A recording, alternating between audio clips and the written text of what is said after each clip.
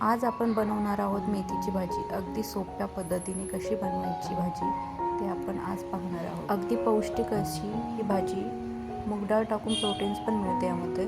चला तर मग आपण सुरू करूयात रेसिपी आपली. एक अशी गड्डी घेतलेली आहे मी भाजीची. ती पूर्णपणे अशी स्वच्छ निसून घ्यायची आहे आणि मिठाच्या पाण्यामध्ये स्वच्छ अशी 10 मिनिटे धुवून घ्यायची आहे आपल्याला. त्याचप्रमाणे मी इथे घेतलेला आहे शेंगदाण्याचा कूट. त्यामध्ये मी लसूण पण टाकलेला आहे.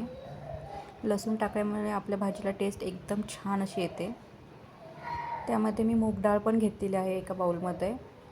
स्वच्छ पाण्यामध्ये 10 मिनिटे मी ती भिजवायला ठेवलेली आहे.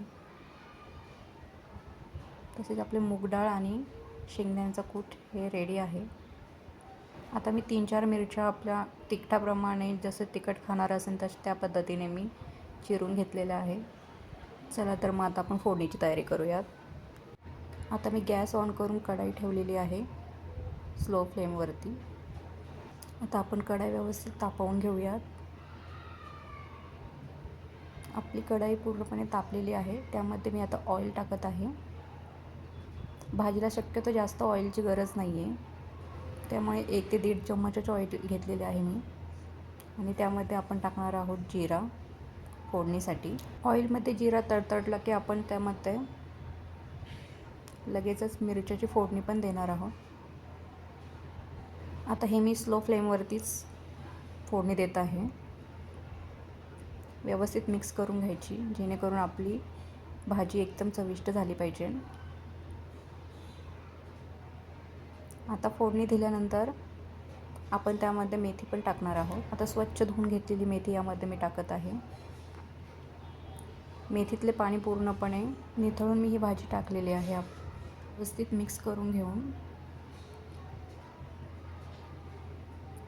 यामध्ये आपण लगेचच मूग डाळ पण टाकून घेऊयात, कारण भाजी आपण शिजण्यासाठी ठेवणार आहोत. त्याप्रमाणे आपली मूग डाळही त्यामध्ये शिजून निघू शकते. तर मी झाकण ठेवून 2 ते 3 मिनटं वाफळून घेत आहे, बिकॉज आपली भाजी एकदम टेस्टी लागते यामुळे आणि शिजते पण लवकर. जास्त शिजवायची यामध्ये काही गरज नाही आहे.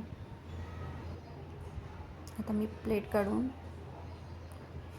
एकदा भाजी व्यवस्थित मिक्स करून घेत आहे. भाजी आपली व्यवस्थित तशी शिजलेली आहेच 50%. ती व्यवस्थित मिक्स करून घेऊयात. याला जास्त मिक्स करायची गरज नाही आहे, कारण मेथी ऑलरेडी कडवटपणा असतो मेथीला. त्यामुळे जास्तच हलवत बसवली तर अजून कडवटपणा वाढू शकतो. अशा पद्धतीने तुम्ही थोडीशी मिक्स करून घेऊ शकता भाजी. जास्त पण मिक्स करायची गरज नाही आहे. त्यामध्ये आपण थोड्या प्रमाणात मीठ टाकूयात आपल्या चवीनुसार. तसेच आपण यामध्ये आत्ता पण शेंगदाण्याचा कूट, ज्या कुटामध्ये आपण लसूण ऑलरेडी मिक्स केलेला आहे, आणि व्यवस्थित असे मिक्स करून घेऊन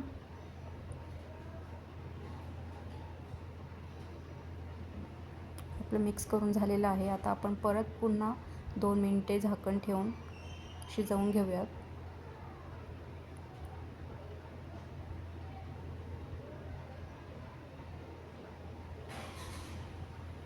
आता आपली भाजी व्यवस्थित शिजलेली आहे. आता त्यामधले पाणी पूर्ण आटेपर्यंत आपण ही भाजी स्लो फ्लेमवरती तशी शिजवून घेऊयात.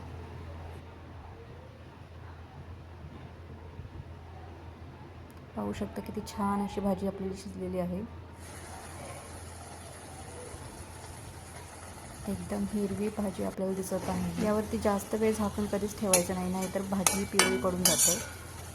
ओन्ली 2 ते 4 मिनटंच फक्त झाकण ठेवून व्यवस्थित शिजवून घ्यायची आहे. त्याचबरोबर आपली चपाती पण इथे रेडी झालेली आहे. पाहू शकता किती छान मस्त अशी आपली भाजी रेडी झाली. जितकी आपल्याला दिसायला छान वाटते तितकी चवीलाही टेस्टी असते ही भाजी. नक्की अशा पद्धतीने करून पहा आणि सबस्क्राईब आणि लाईक जरूर करा.